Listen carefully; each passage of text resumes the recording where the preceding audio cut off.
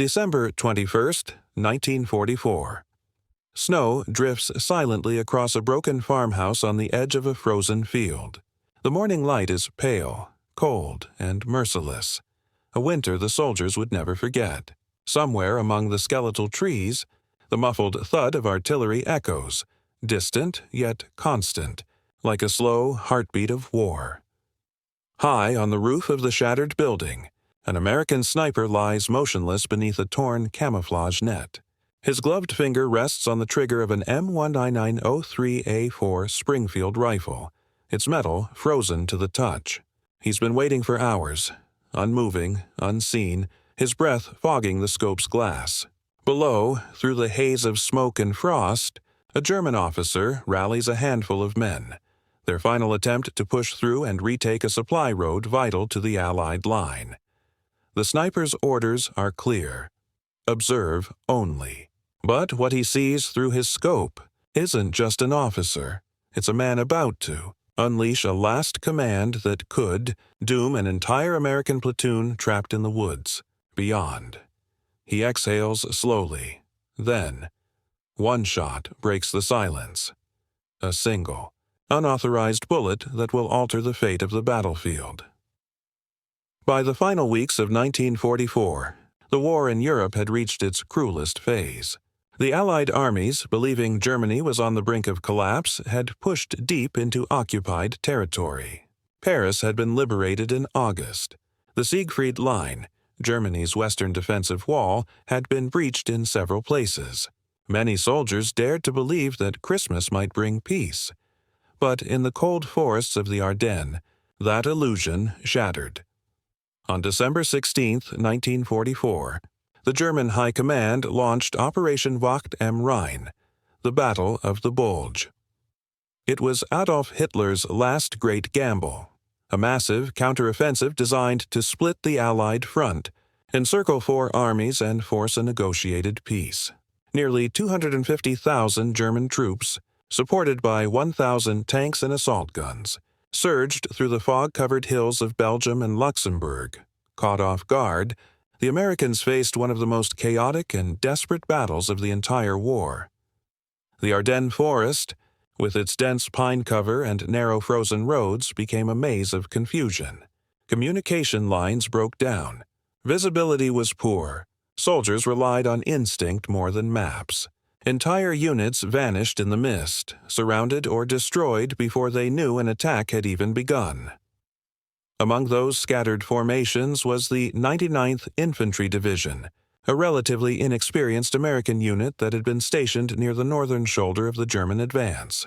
Composed largely of new recruits and college students, the Checkerboard Division faced veteran panzer troops with little more than rifles, grit, and stubbornness. Snipers played a unique role in this environment. They weren't glory seekers or frontline heroes. They were watchers, patient, silent, detached. Their job wasn't to storm or to charge, but to observe, report, and, when necessary, strike with precision. The U.S. Army issued strict rules of engagement. Snipers were to fire only when authorized or when their immediate unit was threatened. Disobedience could mean a court-martial. But in the Ardennes, those rules often collided with reality. Visibility was poor, radios failed, and commanders were often killed before they could give orders. Soldiers had to rely on instinct, judgment, and sometimes moral conviction. In late December, as the German offensive pressed westward, one small American platoon found itself cut off near the village of Lanzerath, Belgium. They were surrounded by elements of the Fallschirmjäger, elite German paratroopers tasked with seizing roadways for advancing panzer divisions. The Americans' only eyes beyond the tree line were a two-man sniper team positioned on the edge of a ruined farmhouse. Their orders: observe enemy movement and report through field phone. For days, the forest remained eerily quiet until, on the morning of December 21st, movement stirred in the distance. Through the thin fog, the sniper spotted a German officer assembling his men near the remnants of an armored vehicle. His posture was confident, his gestures deliberate. Through the scope, the sniper could see the man shouting, not in panic, but command. The officer wasn't retreating. He was organizing. The sniper hesitated. His radio had gone silent hours ago, the line dead, the wire likely cut by shell fire. He had no way to confirm targets, no authorization to fire. Every instinct screamed that pulling the trigger could save lives, but every rule said it could end his career. Below, the Germans began to move, slow, disciplined, purposeful. This wasn't a scattered patrol. It was the beginning of a counterattack.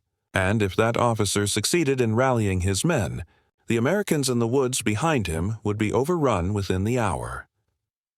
In the quiet of the Belgian countryside, one man faced a decision that thousands would later debate. A single choice between duty and disobedience, between law and life. A single unauthorized shot, and as the events unfolded, history would show that this decision, made in isolation, without orders, would change far more than the outcome of a single skirmish. Because in that frozen forest, one man's act of defiance would ripple across the chaos of the Ardennes and become a symbol of instinct over obedience. To understand the weight of that sniper's decision, one must first grasp the desperate calculus of the Battle of the Bulge. By December 21st, the German counteroffensive had reached its most dangerous momentum. In less than a week, German panzer divisions had driven a deep wedge into Allied lines, creating the massive Bulge that gave the battle its name. Towns like St. Vith, Bastogne, and Lanzarote became synonymous with endurance under siege. The Wehrmacht's plan was deceptively ambitious. Using bad weather to ground Allied aircraft, they would strike through the lightly defended Ardennes, cross the Meuse River, and push on to Antwerp, splitting the British and American armies in two. If they succeeded, the war in Europe could drag on for another year. But while German strategy was bold, its execution relied on something fragile: communication. The offensive depended on officers being able to coordinate isolated, fast-moving units through frozen forests and bombed-out villages.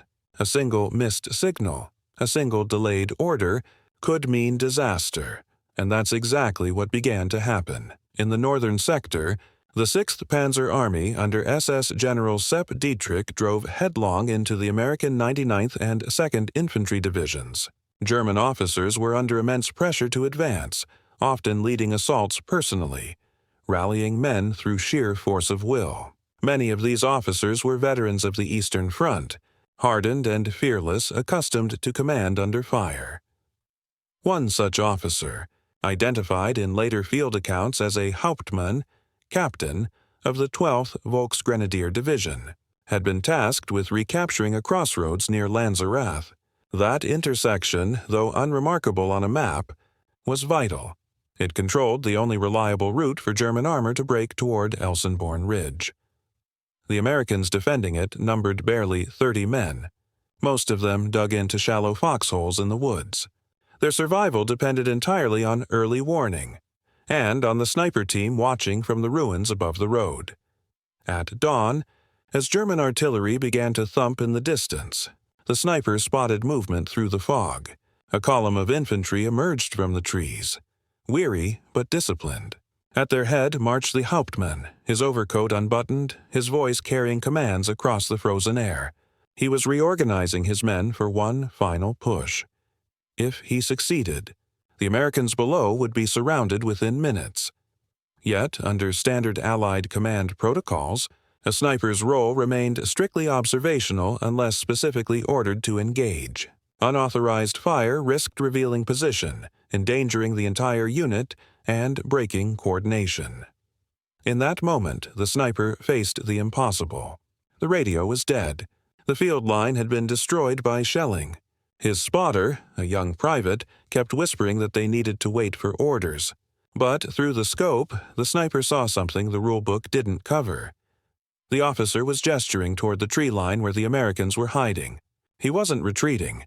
He was preparing to flank them. Across the battlefield, similar moments of confusion unfolded everywhere. Command structures disintegrated under the sheer pressure of the offensive. The U.S. Army's hierarchy, built on discipline and coordination, was being tested by chaos. Soldiers learned that survival often depended not on command, but on instinct. Snipers, especially, bore this tension in silence. They operated alone, without reinforcement, guided by training and conscience. Many later recalled that the greatest burden was not the trigger itself, but knowing when not to pull it. On that frozen morning, the sniper's choice hung in the balance of seconds. To wait might mean obeying the letter of the law, but condemning dozens of his comrades. To fire would mean breaking orders, but perhaps saving them all. The rules of war, so clear in manuals and classrooms, dissolved amid the fog of Ardennes snow, and as the German officer raised his arm for what would be his final command, the sniper steadied his breath. He did not yet know that this one act, this unauthorized decision, would be recorded quietly in after-action reports, debated by officers and retold among soldiers who survived the forest that winter. But in that instant, there was only silence, frost, and the faint metallic click of a safety lever being released. The story of that shot, and the man who took it, would become a study in instinct, discipline, and the blurred morality of war. The human angle, a sniper's loneliness.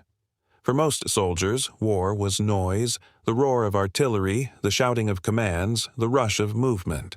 For snipers, it was the opposite. It was silence. Cold, endless, nerve-stretching silence. The American Sniper Corps during World War II was small, often overlooked and rarely celebrated. Snipers worked in pairs, a shooter and a spotter, and were often detached from their platoons for days at a time. They lived in stillness, slept in mud, and breathed frost. To be invisible was their craft.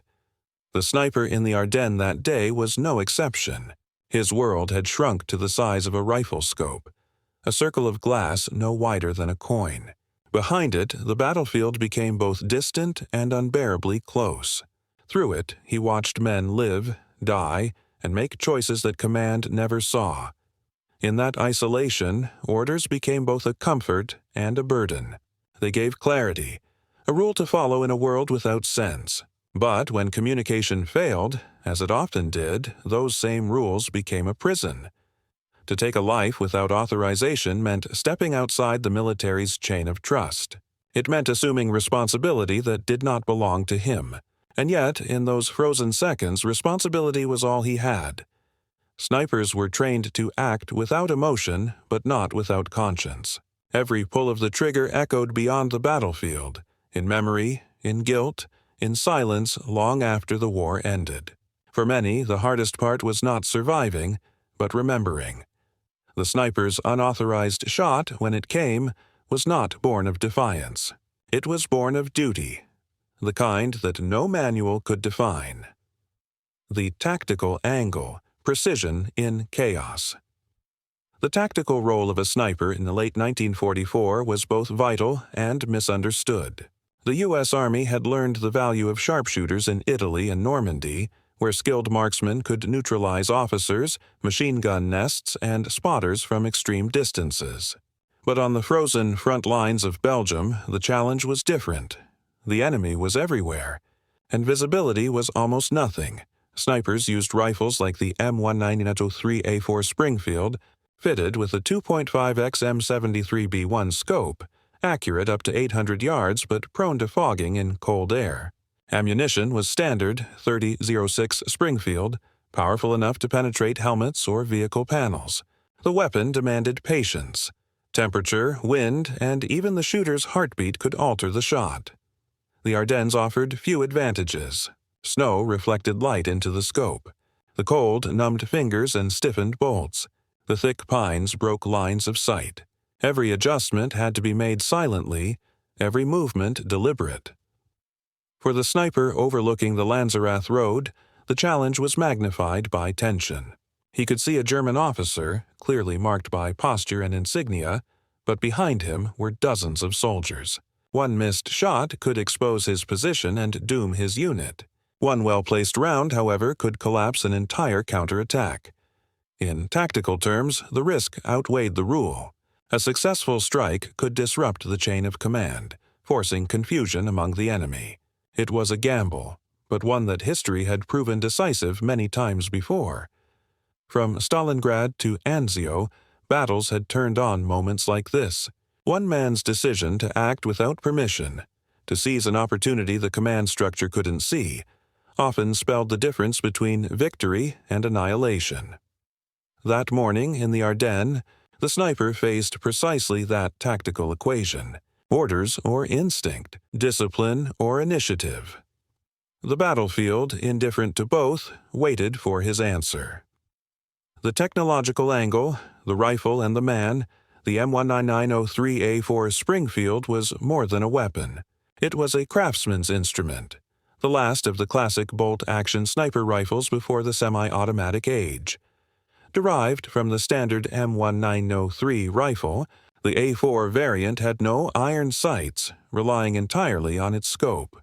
It was precise but fragile, its optics vulnerable to shock, rain, and cold. Snipers carried lens cloths, grease pencils for range marks, and sometimes even small hand warmers to keep the glass clear.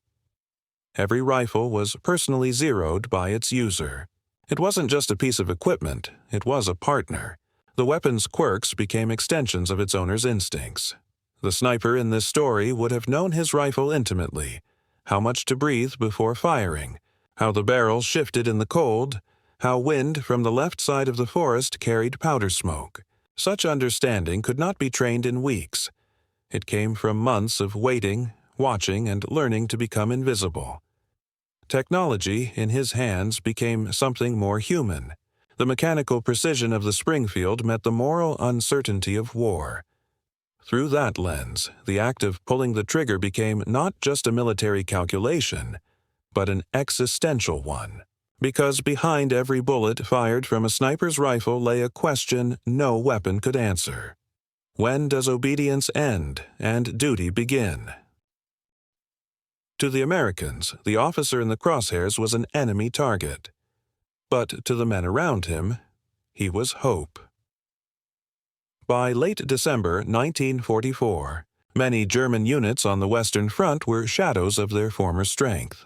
Short on fuel, ammunition, and food, they fought on a mixture of discipline, desperation, and faith in their commanders. Officers, especially those of the old Wehrmacht, carried an almost mythic authority. The Hauptmann, seen through the sniper's scope, was one of those men. A career officer, likely in his mid-30s, he had survived both the Eastern Front and Normandy. He'd seen the Third Reich's triumphs and its unraveling.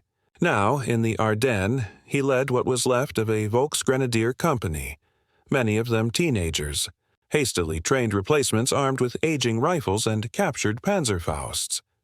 When the sniper first spotted him, the Hauptmann wasn't hiding or retreating. He was exposing himself deliberately, rallying his soldiers with sharp, visible gestures. He knew visibility meant risk, but leadership demanded presence. German doctrine emphasized Auftrags tactic, the art of independent initiative. Officers were trained to act with autonomy, to make quick decisions when higher command couldn't. Ironically, that same doctrine mirrored the decision the American sniper was about to make. Both men, enemies in uniform, were driven by the same code: act when orders fail. Through his binoculars, the Hauptmann shouted his last commands. He was preparing a pincer maneuver, to sweep left through the trees, flank the Americans, and cut them off from retreat. To his men, he was a symbol of resolve. To the sniper, he was a mortal threat to every man he had sworn to protect. And within seconds, one man's courage would meet another's aim. Military discipline is built on hierarchy. Orders move downward, obedience moves upward. But in the chaos of battle, that chain often breaks, leaving soldiers suspended between what they are told and what they know. During the Battle of the Bulge, confusion reigned from general to private. Radios failed, maps were outdated, weather-grounded reconnaissance flights. Many commanders found themselves leading blind. In such conditions, the U.S. Army's rigid command structure was both its greatest strength and its greatest weakness. Obedience kept men coordinated, but hesitation could be fatal. The line between initiative and insubordination grew dangerously thin. The sniper's decision to fire without orders exemplified that tension. From a leadership standpoint, it was disobedience, a breach of protocol that could result in court-martial. But from a battlefield perspective, it was instinctive command. In a vacuum of authority, the sniper became his own officer. After the war, military historians would often debate these unauthorized acts. Some condemned them as reckless. Others hailed them as necessary evolutions of modern warfare, proof that initiative at the lowest level could alter the outcome of battles. In post-war studies conducted by the U.S. Army, analysts noted that over 60% of battlefield decisions in the Ardennes were made by NCOs and enlisted men acting independently. Survival demanded it. That sniper was not rebelling. He was doing what leadership could not, acting in real time. And yet, this moral paradox, obey or save, haunted countless soldiers long after the snow melted from the Ardennes. There is a quiet moment after every sniper shot. A pause, where the world holds its breath. It's not the sound of the bullet that lingers. It's the silence that follows. For the sniper on that roof, that silence must have been deafening. In moral terms, his act was simple. One enemy officer killed, one potential massacre prevented. But war, unlike math, never adds up neatly. Every decision leaves a trace. Every justification leaves a scar. Soldiers often describe a strange sensation after breaking orders. Not pride, not regret, but a heavy stillness. Because disobedience, even when right, feels like betrayal. The sniper's action saved lives, but it also forced him to live with a truth few soldiers ever voiced. Sometimes righteousness and guilt arrived together. In later years, similar moments would echo in conflicts from Korea to Vietnam, when soldiers on isolated fronts made unauthorized calls that saved dozens. Militaries learned that war could not be fully controlled by command posts or written rules. It depended on individuals, fallible, moral, human. In that sense, the sniper's unauthorized shot was more than a battlefield event. It was a reflection of something universal, the clash between order and instinct, between law and life. When the bullet struck, it didn't just silence an enemy officer, it silenced the certainty of right and wrong. As the snow began to fall again over the frozen Belgian hills, the sniper lay still, watching the confusion below, the German formation breaking.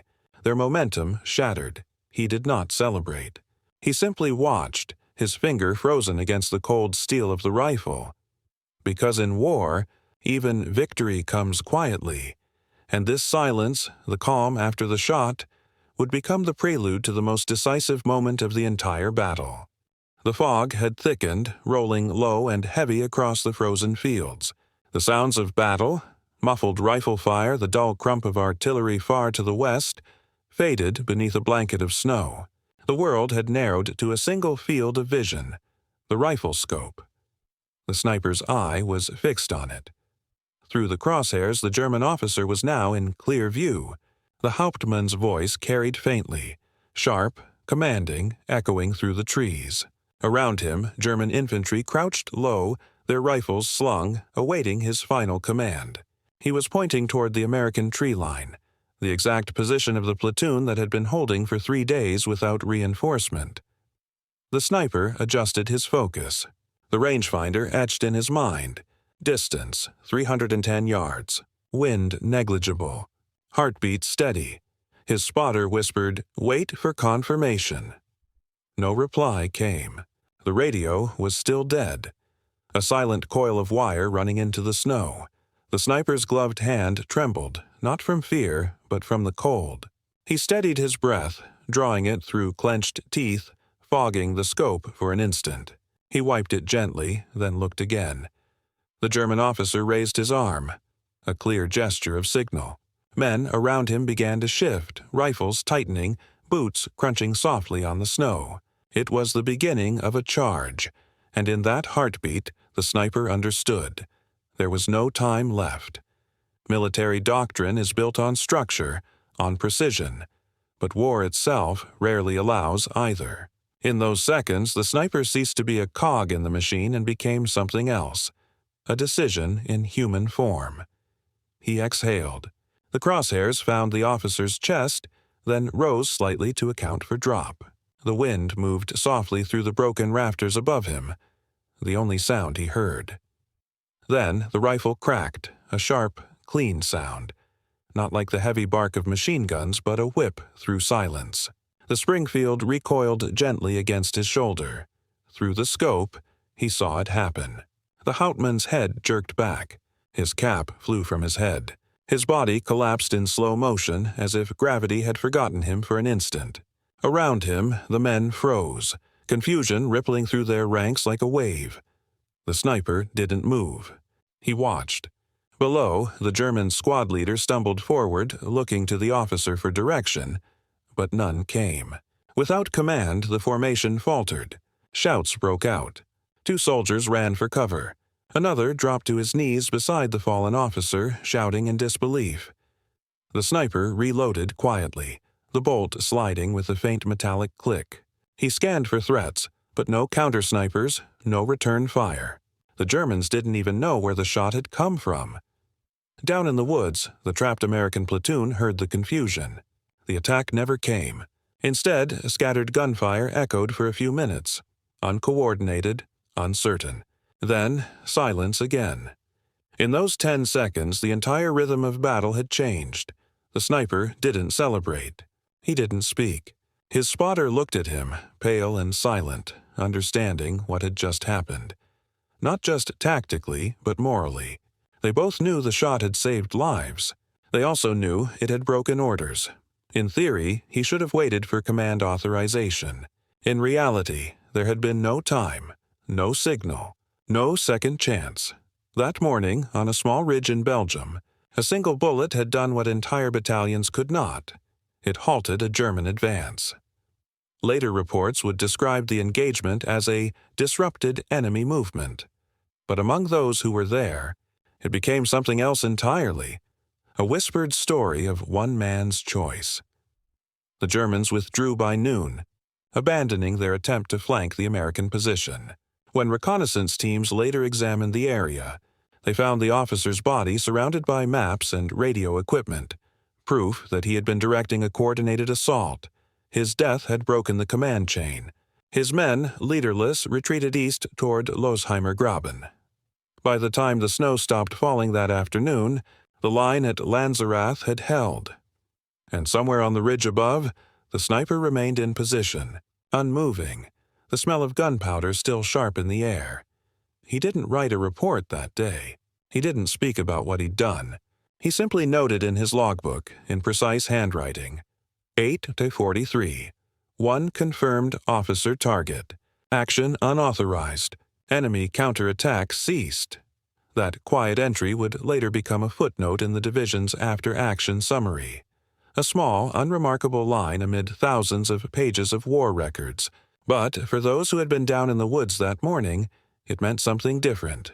It meant survival. It meant one man's disobedience had preserved an entire company. And as the day turned to night, with the front still echoing in the distance, the sniper knew that silence could be louder than any metal. The shot had been fired. But the consequences, for him, for his men, for history, were only beginning. The battle had ended hours ago, but the forest refused to grow quiet. Smoke drifted lazily between the pines, carrying the bitter scent of cordite and frozen earth. American patrols moved carefully through the snow, searching the bodies, recovering maps, counting the fallen. And on the ridge above, the sniper remained at his post, silent, hidden, waiting for orders that would never come. When the word finally reached headquarters that the German counterattack had collapsed, it came without explanation. No one knew why. The intelligence maps showed the enemy was organized and well-positioned, a force large enough to crush the thin American line along the Losheimer Graben. But somehow they had simply stopped. Colonel Brewer, commander of the 394th Infantry Regiment, was incredulous when he received the field report. They were advancing at 0900. By U910, radio silence. No movement since. It didn't make sense. Until later, when scouts brought in a captured German radio operator who told them, trembling, that their commanding officer had been killed by a single shot. For the sniper, the aftermath was less triumphant. By nightfall, a courier arrived at his outpost. The message was brief. Report to Battalion HQ immediately. Action review. He knew what it meant. Breaking command authorization in combat was not a trivial matter.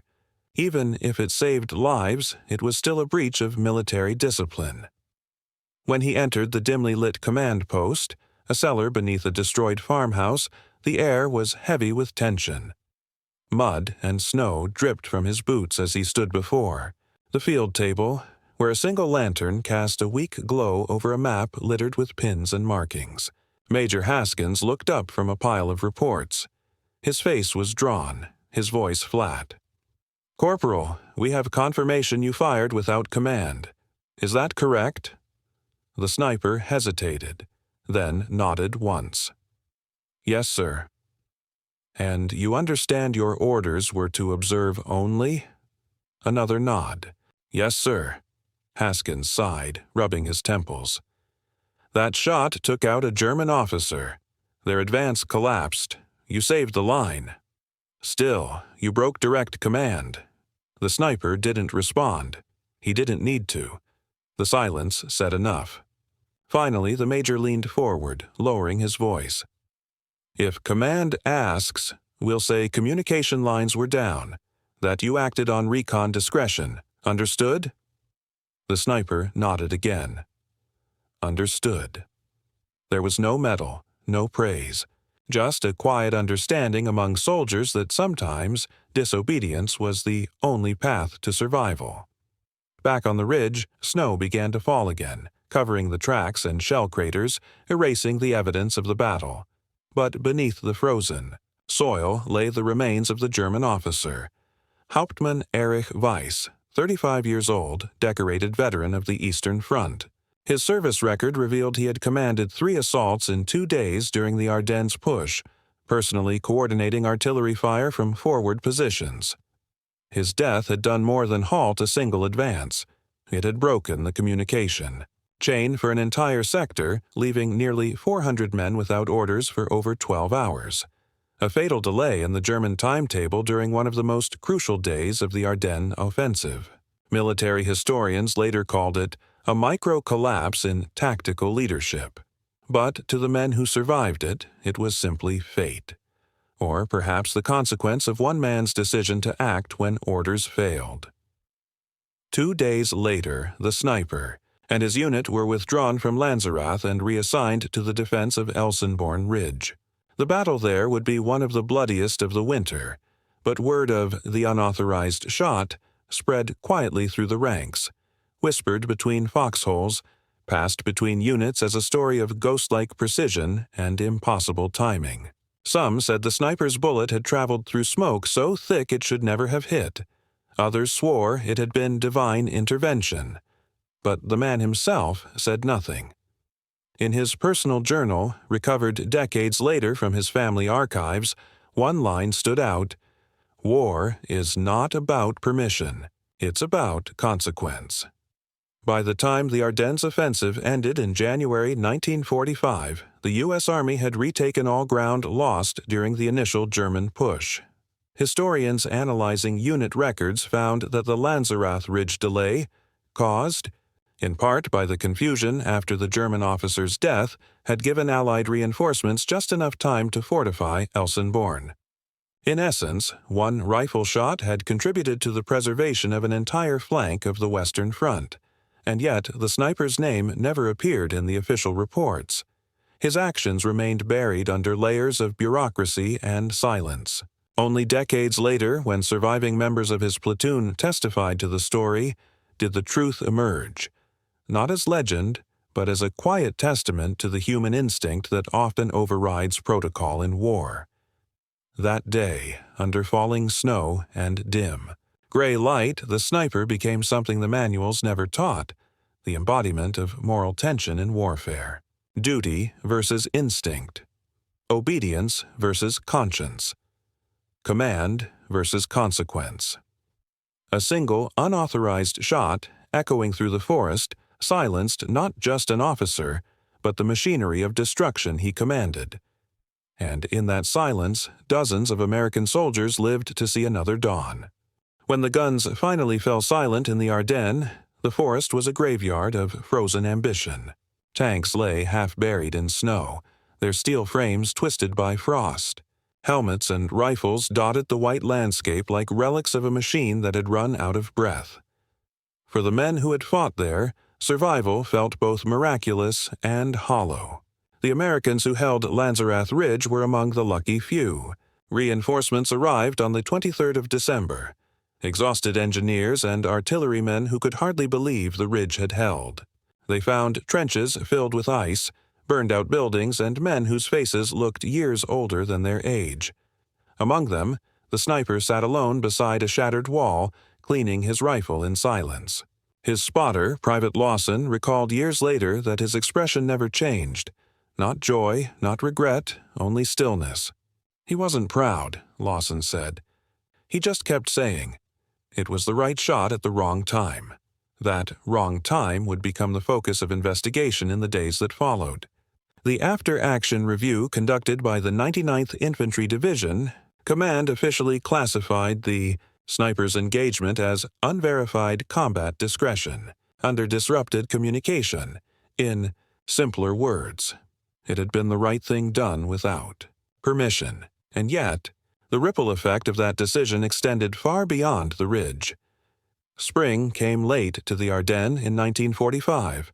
When the snow finally melted, what it revealed wasn't just the wreckage of tanks and trees. It was the human cost of ambition. American engineers clearing the ridge found helmets fused into the soil, shattered binoculars, and frozen letters still tucked inside overcoats. The forest, once a place of quiet beauty, had become a museum of lost moments. For the sniper, the war did not end with the melting snow. He was transferred to Germany as part of the occupation forces that followed the Allied advance. His duties shifted from combat to observation, guarding supply routes, watching over prisoners, ensuring order in towns that had long since lost faith in it. He kept his rifle but rarely fired it again. In interviews years later, one of his fellow soldiers recalled, he said shooting the officer wasn't the hardest part. The hardest part was living with the silence that came after. It was a sentiment shared by many who fought in the Ardennes. The battle had blurred the lines between duty and survival, discipline and instinct. Soldiers learned that the difference between heroism and defiance often depended not on what you did, but on who wrote the report afterward. In post-war debriefings, Allied intelligence pieced together the full significance of the Lanzerath delay. Documents recovered from abandoned German headquarters revealed a clear pattern, at least two separate. German battalions had failed to receive orders on December 21st due to the loss of their commanding officers. Both units had been part of the same push intended to link with the SS Panzer spearhead. The death of Hauptmann Weiss, confirmed by casualty reports, corresponded exactly to the moment when the 12th Volksgrenadier Division ceased offensive action near Lanzerath. What seemed like an isolated skirmish had, in fact, disrupted an entire chain of movement that day, a delay that rippled outward across the Ardennes. It was, in essence, the smallest possible event with the largest imaginable consequence.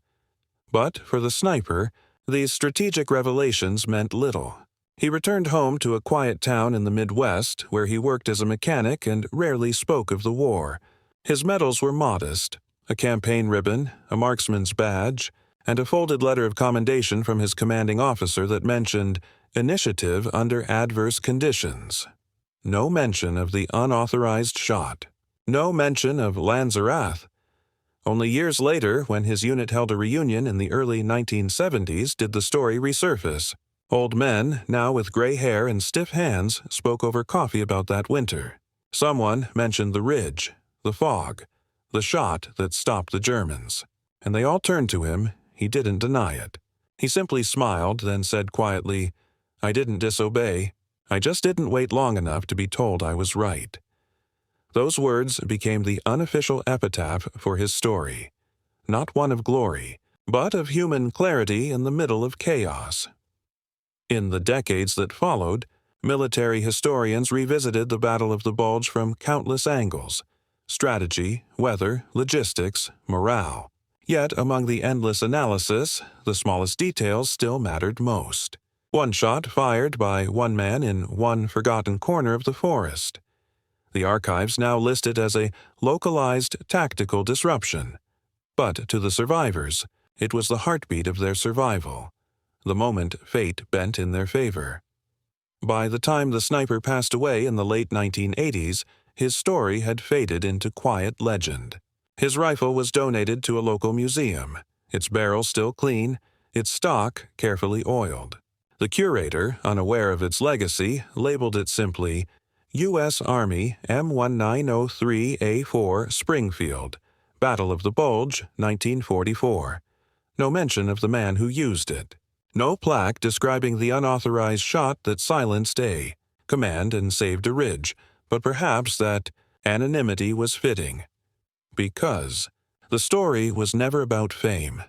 It was about the invisible line every soldier faces between obedience and instinct, between hesitation and action, between the rules of war and the price of breaking them.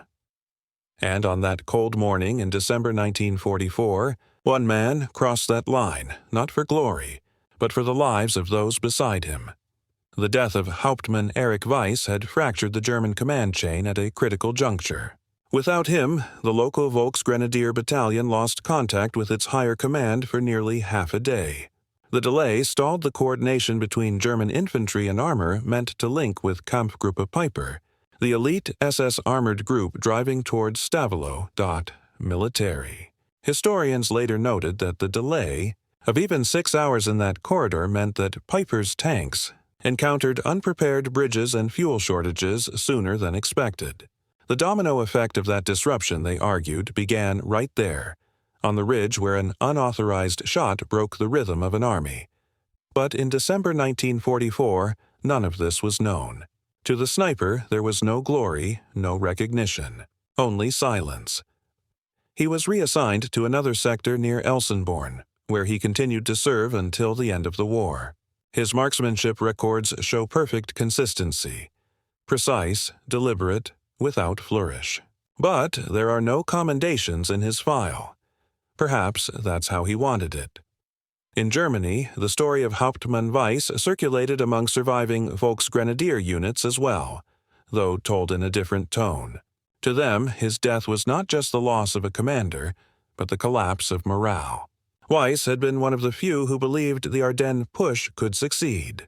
His men, many of them conscripts and reconstituted veterans from the Eastern Front, began to lose faith after his fall.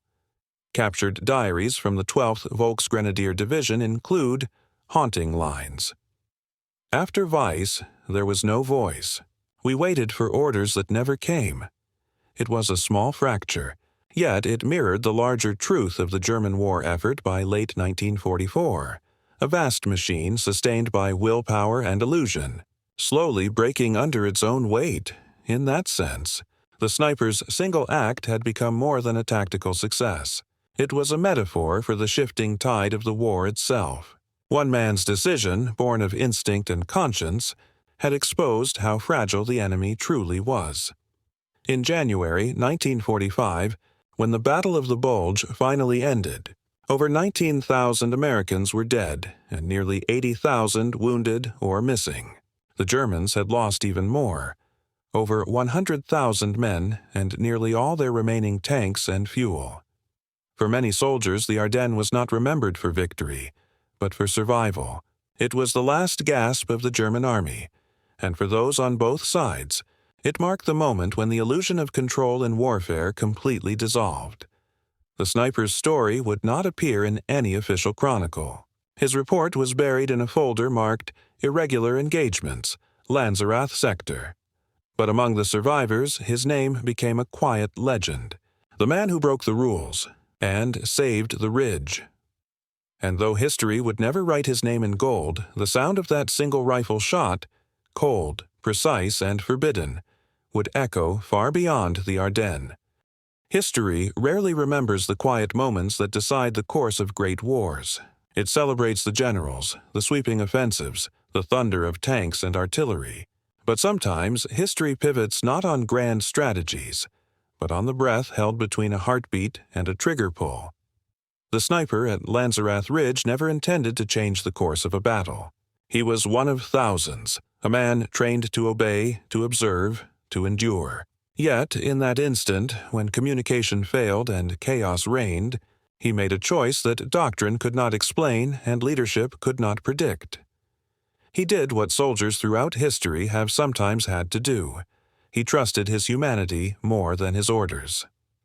In doing so, he revealed one of war's most painful truths, that morality and necessity often collide on the same field. His unauthorized shot became both an act of rebellion and of salvation.